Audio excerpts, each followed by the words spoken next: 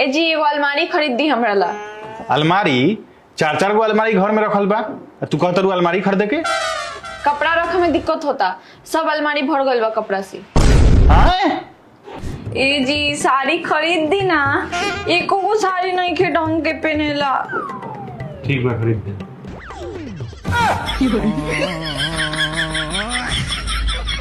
माँ आज हमार पहला सैलरी हमरा मिलल है। हमार बचपन से सपना रहे कि हमार पहला सैलरी जब आई नू तो हम अपना माई के हाथ में दें। बा देखो तो हमार बेटा कितना अच्छा बा। मम्मी जी खर्चा के पैसा दे दी में से। कैसन खर्चा? दूध के दे दी 3000। ला 2000 बउआ के स्कूल के फीस। LIC के 10,000।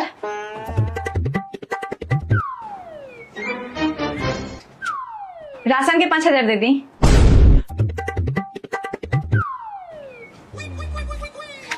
माँ हमार गाड़ी के तेल के खर्चा दे दो। कता ना 1000। चलो बबू तू तो खाली मोबाइले चलेब, कुछ सीख। देख लो पापा कमा के हमरा हाथ में सब दे हन पैसा। तू जब बड़ हो न तो कमा के अपना माई के हाथ में दी हो। दादी रवा हाथ में तो पैसे नहीं थे तो देलन कहा? ते हमरा से बोली सा कि तोर मम्मी बोली कि खेले जाएला, मम्मी तो बोल रही नहीं की। बताई तो लोग कहेला कि बच्चा मन के सच्चा होला, आई अभी से झूठ बोलल शुरू कर देलो। पापा हम मन के तो बहुत सच्चा बानी, लेकिन हम कभी कभी मुंह से झूठ बोल देवेनी। ते पढ़ाई नहीं किसनो करत? चल हाथ निकाल, हाथ निकाल जल्दी, हाथ निकाल।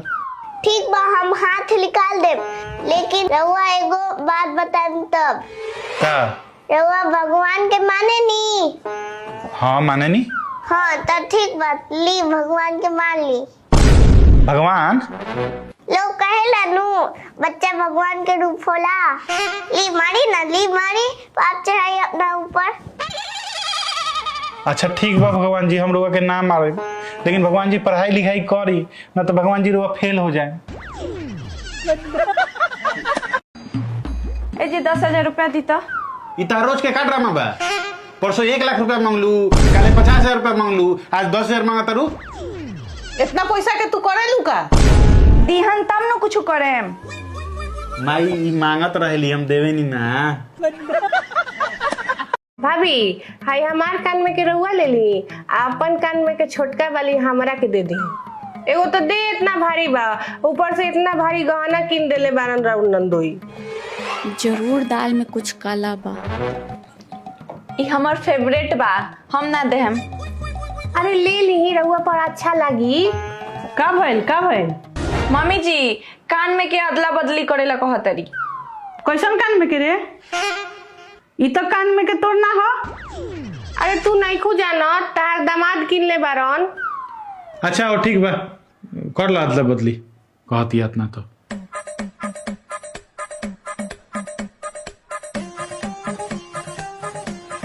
खैली। अरे समधिनी जी के फोन हो। हेलो रोत काहे बनी? कुछ भइल बा का?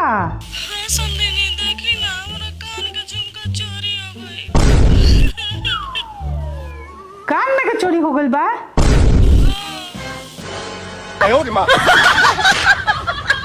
आई महारानी। माई तू अपन पतो के मन बिगाड़ के धइले बारू। हई 7 बजे उठा तारी, हम अपना ससुराल में 4 बजे उठ जानी, या 7 बजे ले हमार सब काम धंधा हो जाला। अच्छा ऐसा बात बा? माँ तो एक बार सासुरी फोन लगा के पूछा तो। खबरदार, हमार क्रिया बा सब कोई के, कोई हमारे सास भेड़ी फोन ना करी। एकनिया हेलो हमारा पुस्तैनी कंगन हो, लेकिन देहे में के शर्त पर कि तू हमार जिंदगी भर सेवा करब। हमरा कंगन चाहिए, हम करेम सेवा। ठीक बा मम्मी जी, उनकरे के दे दी कंगन, हमरा मन में लालच नहीं खे कंगन ला। कंगन खातिर थैंक यू माई, हम करेम तोर सेवा।